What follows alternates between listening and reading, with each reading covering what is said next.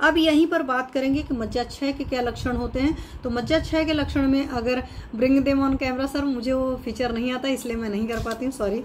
तो मज्जा क्षय के लक्षण क्या होता है? शीर्यन्ति च आस्थानि दुर्बलानि लघूनि च प्रततम वात रोगाश्च छीड़े मज्जानि देहिनाम। क्योंकि क्यों मैं बात कर रही हूँ, मेजॉरिटी जब हमारे पास वात रोगी आते हैं तो हमारे दिमाग में सिर्फ एक चीज रहती है कि हाँ उसमें सिर्फ अस्थि की कमी होगी। नहीं, जब आपके पास कोई भी वात रोगी आते हैं तो समझ लीजिए उसके अंदर अस्थि धातु की भी कमी होती है, उसके अंदर मज्जा धातु की कमी होती है, और अस्थि धातु से पहले वाली जो धातु है उनके भी पोषण ठीक नहीं होंगे। इसी वजह से ये चीज हो रही होगी, ये हमें समझना होता है। और हम आयुर्वेद वाले तो एकदम क्रिस्टल क्लियर समझते हैं, इसलिए हम लोग ग्रहणी दृष्टि पर बात करते हैं और हम शुरुआत से समझते हैं। हाँ, एक जो फीचर है वो सामने क्रिस्टल क्लियर उभर कर आ रहा है, that is different scenario, but पीछे की चीजें भी ठीक नहीं, क्योंकि जब पीछे से सीक्वेंस चला तो पीछे की चीजें सही होंगी तभी तो पता चलेगा। तो मज्जा क्षय के लक्षण में शीर्यन्ति च आस्थानि दुर्बलानि लघूनि, तो हड्डियां जो होती है कमजोर हो जाती हैं, हल्की हो जाती है। लघु मतलब हल्कापन है, छोटी तोड़ी ही नहीं जाएंगी।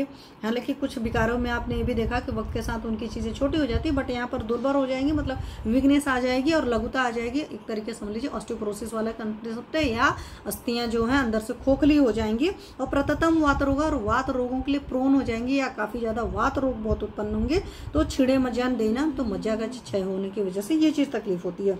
वहीं पर सुश्रुत जी ने कहा है कि मज्जा क्षय अल्प सुकृता, तो जिन लोग में मज्जा क्षय की हो जाएगी उनमें अल्प सुकृता आ जाएगी।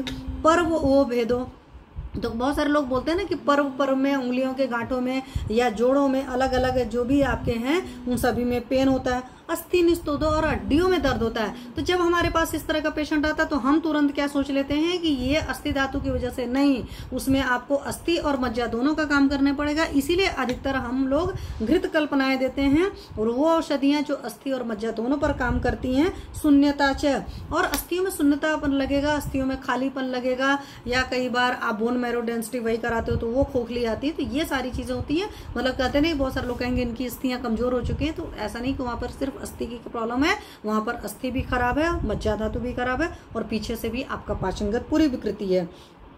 उसी तरीके से अष्टांग हृदय की अगर मैं बात करूं तो अष्टांग हृदयकार ने क्या कहा है? अस्थना मज्जना सौशर्यम भ्रमस्तिमिर दर्शनम।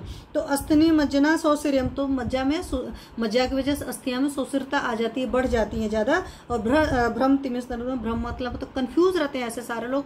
कई बार आप देखेंगे ऐसे सारे लोग कंप्लेन करेंगे कि मैम बैठे बैठे आंखों के आगे अंधेरा छा जाता है। तो उजाले में एक होता है कि अंधेरे में नहीं कुछ नजर आए, तो that is different scenario, but इस तरह की भी कंडीशन होती है। और ये हमारे अष्टांग हृदयकार ने क्लिस्टर क्लियर बताया है। और जब हमें अच्छे से पता होता है तभी हम अपने पेशेंट से इस तरह के क्वेश्चंस को पूछ